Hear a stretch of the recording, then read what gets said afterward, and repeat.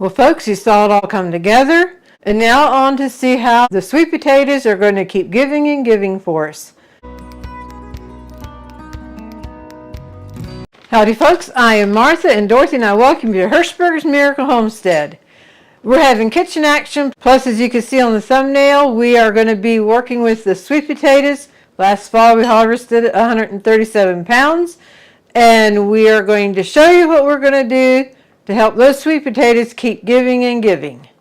But what I have in front of me that we're going to do first is making a tater tot breakfast pizza casserole. And we'll come in and go across the ingredients and then get started.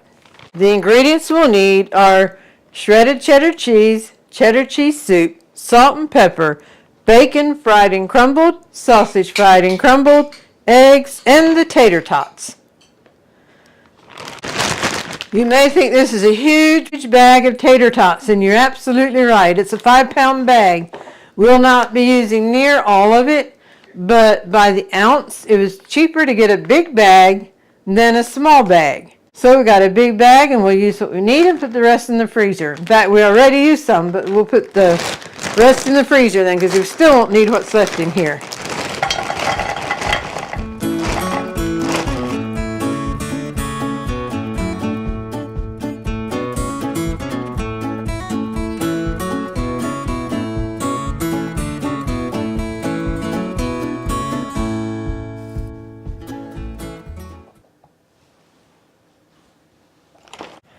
How pretty is that? All lined up, ready for the oven. The oven is preheated to 425 and we'll put it in for 10 minutes.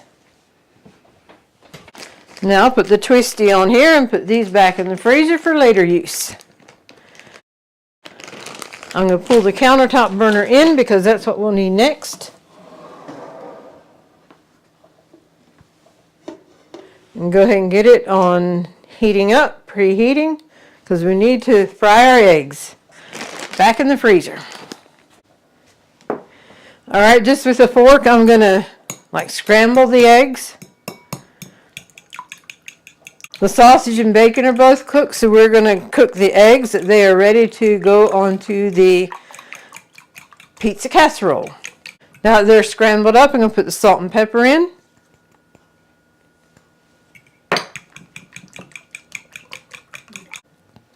All right, I'm getting rid of my fork and coming in with the spatula. We have a variety of colors. They came in a variety of colors, and I happen to have green this time. Back here, I have a red as a backup. Okay, is this getting hot? It is. I want the bottom of the skillet completely covered.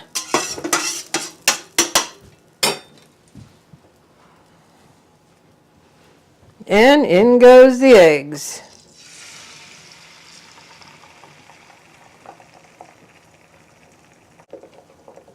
Well, maybe I need to turn my burner down just a little bit.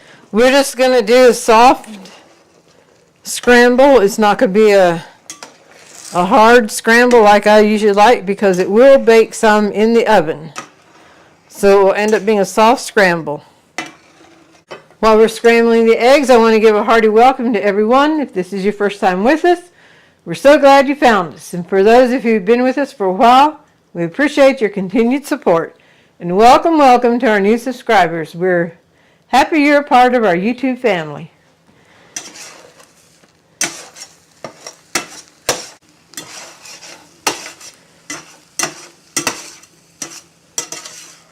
And just like the sausage and bacon is a crumble, that's what we're going with for the eggs actually. It's more of a crumble.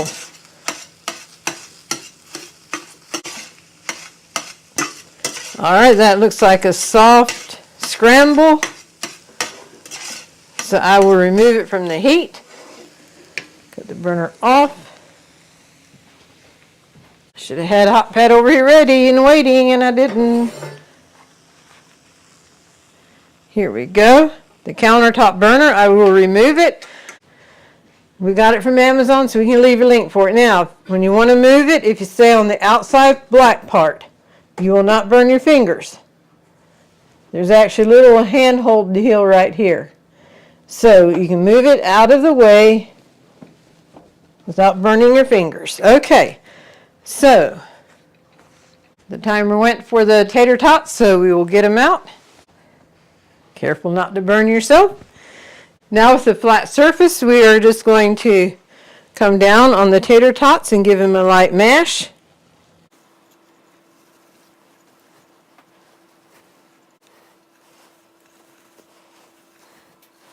This helps that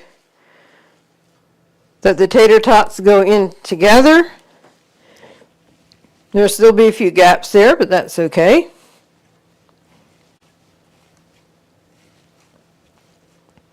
Okay, I'm going to set this aside. Next on the agenda is putting the cheddar cheese soup on here. And we need to open it up. We had a surprise in the mail from a subscriber. And what would that be? A can opener that has a huge crank on it. It can be used in residential kitchens or commercial. And it looks like it'll be a charm. On a small can like this, the handle is long enough that it wants to hit the bottom. So my niece said, well, there's other ways of opening the can. So let's come in and we'll find out how that is. Now this is my first time doing it, so if I struggle a little bit, that's fine. Often when you do something for the first time, it's harder and gets easier as you go. But rather than opening it this way, open it this way. So, like that. Ah, it worked. And then just go on around with it.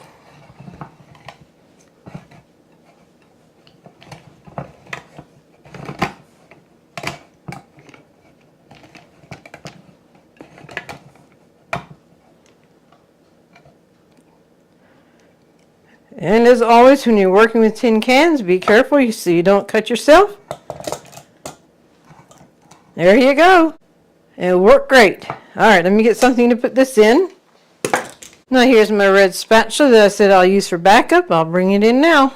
And I will just put this in the bowl and get the can where it goes so I don't have to worry about cutting myself. Mom cut herself very bad one time on the lid of a can. And now, just for a visual, here is a taller can. And that would give, I'm not going to open it because we don't need it right now, but that gives plenty of room if you want to do it the traditional way of opening a can. That gives you plenty of room to go. If you prefer opening it this way, as you see, it just worked.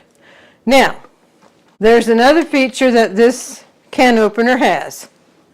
Right here is a can opener for jars where you have canned and it's sealed and you need to open it. And you want the assistance of a can opener. This is it.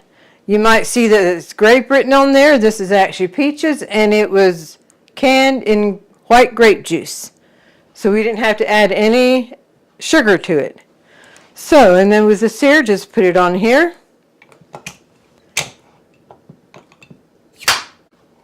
There we go. And now with the lid like this, you have to have the ring to use it some more, but we save our mayonnaise lids. And now that mayonnaise lid can go on there and we're good to go. So again, I want to thank our subscriber who gifted us this handy dandy commercial grade can opener. And it's also designed for seniors too, that it's easier to crank. And just remember, if you use a small one, hold it this way. And then the large ones, you can do it this way. And then a canned item, and do it that way. And they got it off of Amazon, and we will leave a link for it, as well as the spatulas we've been using. I will put this in the refrigerator. We'll enjoy them later, and it's time to get back to the breakfast tater tot pizza casserole. As in a pizza, you layer things. So we are going to come in and layer things together, and I will tell you about it as we go. The cheddar cheese soup is an addition that we added to it. To us, it was just a little bit dry, so we thought, well, if we can get some type of soup in there, and since it says cheddar cheese, well, we thought, well, we'll use a cheddar cheese soup. We're just to put a thin layer on the bottom.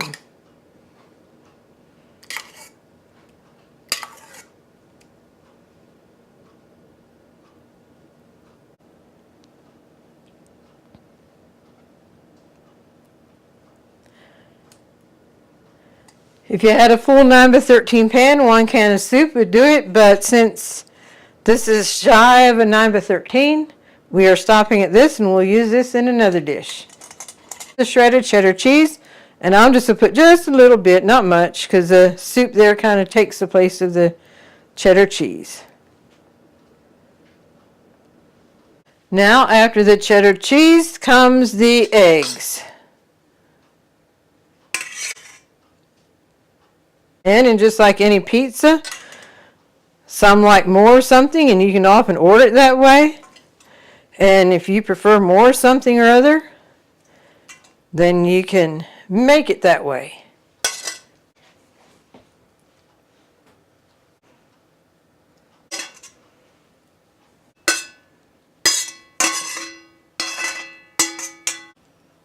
Looking good, looking good. Next will be the sausage.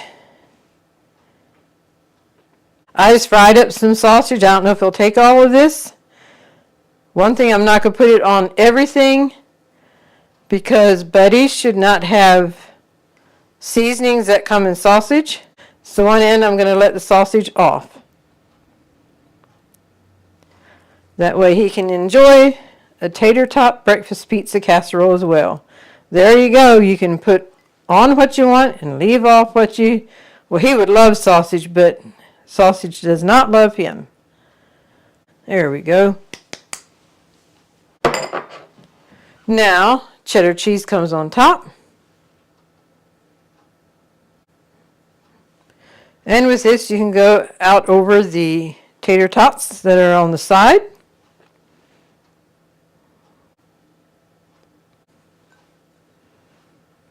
All right, we're going to stop there with the cheese. And now the bacon.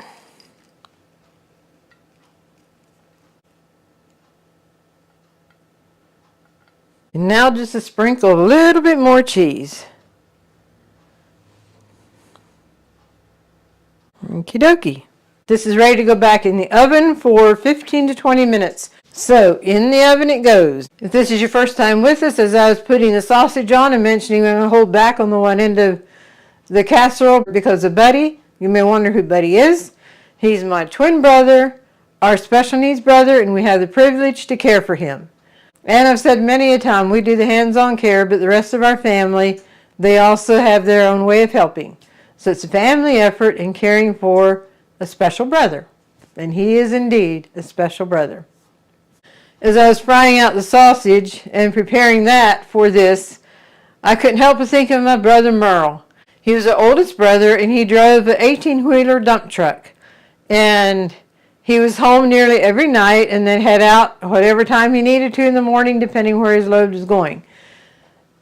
So if his route took him past Mom and Dad's place, he called the evening before and let him know approximately what time he'll be going by. It could be as early as 2 o'clock in the morning. And Mom would invariably hear him drive by. Sometimes she'd be at the window to watch, and other times she'd just listen to him go. And what does sausage have to do with that? He enjoyed a sausage biscuit for breakfast, but eating at 2 a.m. in the morning, actually before that, because it took him a while to get to where the folks were, he didn't want to eat that early in the morning. He wanted to wait till he was on the road a while. And to wait till he's on the road a while and then get off and go into a restaurant, that takes time, and time can take away from on the road, and it might cost him a load. So he would fix his sausage biscuit at home. And if he had a coat on or something, he would tuck it between his shirt and his coat and keep it next to him, and his body temperature kept it warm enough that was to his satisfaction. But he was very satisfied with his Jimmy Dean sausage biscuit that he knew was just waiting for him when he wanted to eat it. And then he wouldn't have to take time to go into a restaurant. So that's why the sausage reminded me of our oldest brother. And as time went on, bless his heart, dementia started setting in, which took him off the road. And when he realized what was going on, He said that that's not what he'd rather have, but if that's what God has for him, he wants to accept it. And that's an awesome testimony. In the beginning, when he was off the road, he could still go places if he wasn't driving.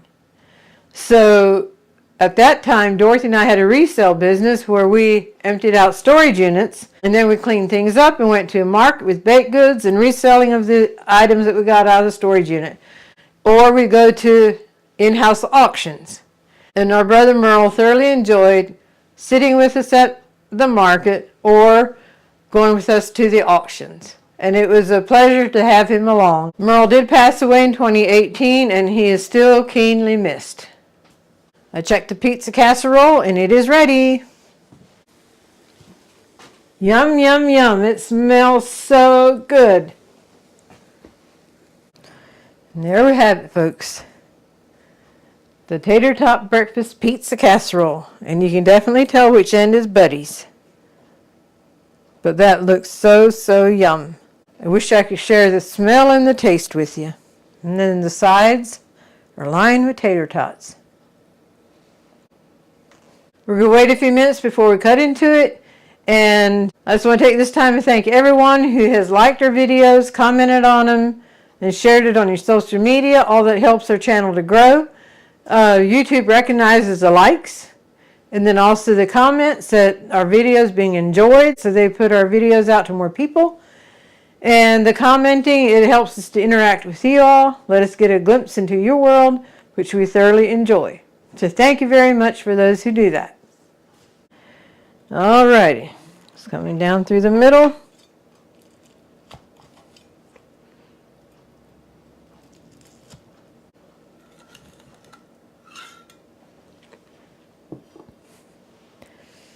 Now I'm going to turn it around to get it out, because the cake pan has no give, but this it has a little give. I can come down in it and get under it better.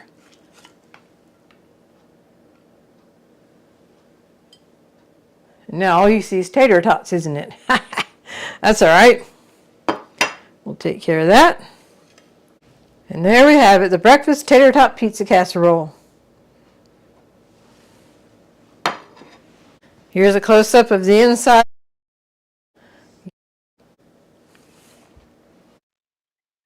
You'll find the recipe in the description box. Well, folks, you saw it all happen. You saw it all come together. And if you all make it, we hope you enjoy it as much as we do. And now on to see how the sweet potatoes are going to keep giving and giving for us. We had an exciting package come in the mail, and what in the world could it be? If you recognize the name Haas, that's a seed company. But I kind of forget what we ordered. Dorothy probably remembers, but I kind of forget. We have not opened it yet. You want to do the honors, or you want me to? Oh, here it says to open. Okay. There we go.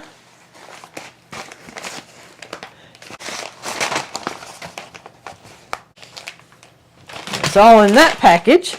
Yeah, individual packages are in there, it looks like. Okay.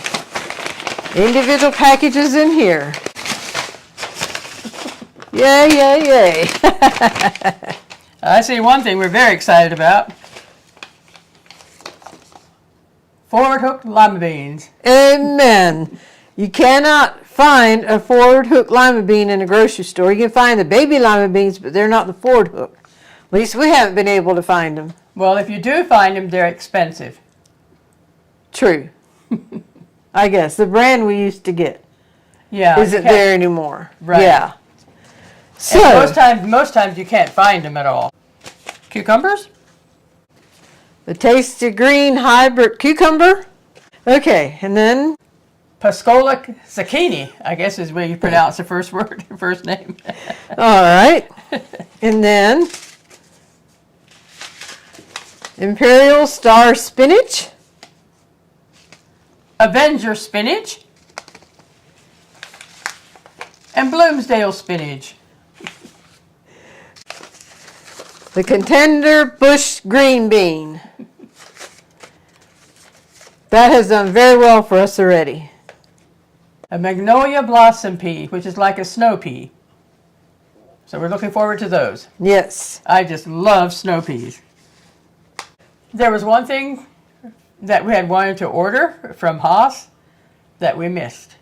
Last November, we had gotten an email reminding us that it is time to order sweet potatoes if you want to get from Haas. Well, guess what? Waited too long. We procrastinated until January. Until then, they were no longer available from Haas. So we do have some ordered, but they're from Gurney's, I think. In the meantime, at least Haas didn't. I assume Gurney's will be the same thing. They won't send out the sweet potato slips until it's time to plant them. Mm-hmm. Remember I said that we're going to do something with our sweet potatoes that they will give and give longer? 137 pounds that we had harvested last fall. We have these left and these. These back here I have washed and I'm going to be baking them. I might make some of them in roasted sweet potatoes too, I'm not quite sure. But anyway, I'm processing those today one way or the other. These two we're going to be putting in water to get slips from, and which we've done this before, but this is a new experiment for us in putting them in dirt, and we'll bring you along as we do this. All right, let's scoop. She's telling me to scoot, so I'm going to get out of here and do some other things while she goes ahead and... Now that sounds like I'm kicking her out. She says she needs to go edit, and I can do this. So I told her we'll scoot. I'll scoot this way. Okay, here are 2 jars, and I'm going to use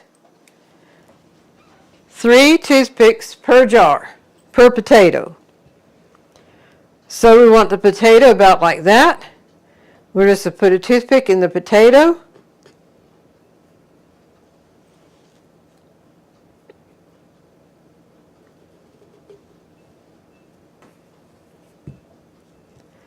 And one over here.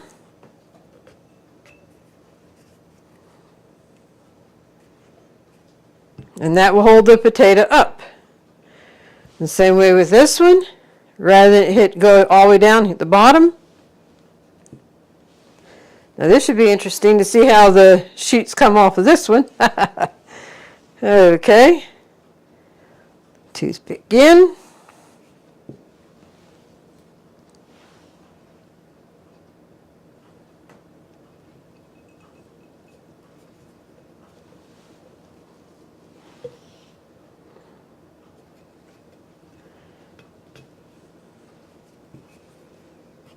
Okay, now I will go put water in. Alrighty, we are going to go put these in front of a window and let the miracle of reproduction of sweet potatoes happen. Alright, for this we just took what we had on hand. Here is a container. The information we got that says it's ideal to use a seed starting soil. We do not have that. We'll just take what we have here. And then I have some perlite that I'm going to add to it, and that will help to aerate the dirt. So we will go ahead and dump this in here.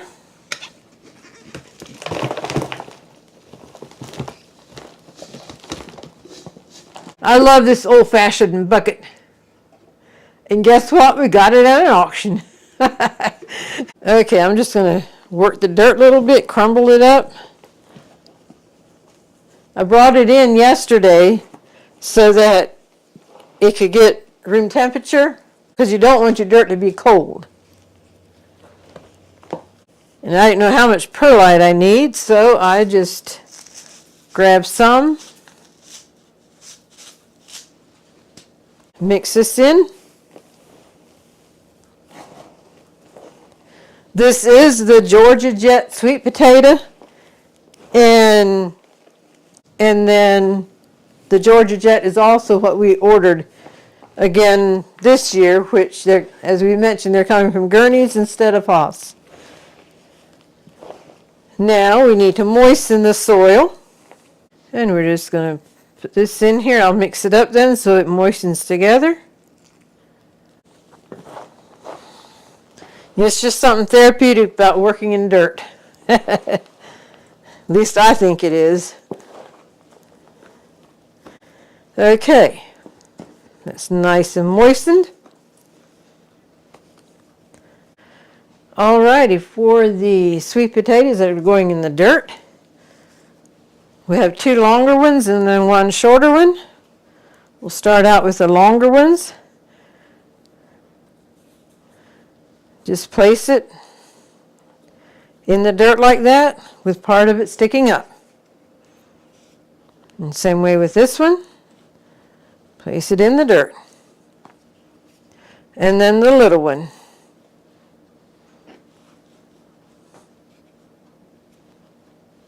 As we said, we've done the jar method before, but this is our first experience on this, so it'll be interesting to see how this works. Alrighty folks, I am here with our 5 sweet potatoes, 2 in water, 3 in dirt. This is where they will be while we are waiting for the slips to start coming up, which will take several weeks. And once the slips are 4 to 6 inches high, we will snip them off and put those in water, and those will root, and then those are what gets planted out into the container gardening that we do. If this is your first time with us, we want raised beds, but we had a lot of containers on hand to begin with, so that's what we went with. We can use our containers, and it's also a raised bed. It's a cold, dreary, cloudy day outside right now, but on sunny days we can open the blind and the potatoes here can benefit from that. Now the ones in the dirt are supposed to be warm, but in a dark place. Here we have a clear container, and we're by the window. So what I did, we had a box that was about yay high. I cut it to the size that we can just slip over just slip it over the container, and yet it's on the rack that air can still get up. Once the slips start coming on these potatoes that are in the dirt, then we leave the box off. But till we start seeing the slips coming, why we keep it in a dark place. So on goes the box. Okie dokie, we'll bring you along the journey as things are happening. You may notice up here is a DVD VCR player, and you are correct.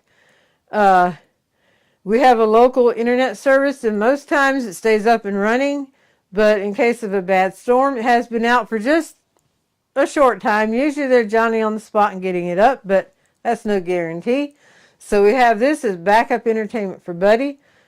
If we have internet, then we watch YouTube videos, which you can find so much out there that's good quality stuff. But should something happen that we don't have YouTube access, then this is backup entertainment for Buddy, because we do have quite a few DVDs and videos. Okie dokie, this wraps up the seeds and the sweet potatoes. And now for the golden thought. The golden thought for this video is, reflect on God. He loves you and is drawing your heart to His. And the reason this caught my attention is this week is Valentine's week. Most times you think of it as a relationship with someone, but a relationship with Jesus is the greatest relationship that a person can have.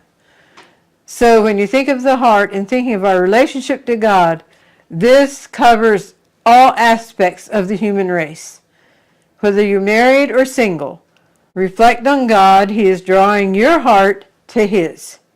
And as He is drawing our hearts to His, what are we going to do with that? Are we going to accept it, or are we going to deny it? That's our choice. But I would like to think that everyone will accept Jesus, accept God as Lord and Master of our life. And so again, reflect on God. He loves you and is drawing your heart to His. We thank you for joining us on this video. We hope you've been blessed, encouraged, and inspired. And until next time, God bless.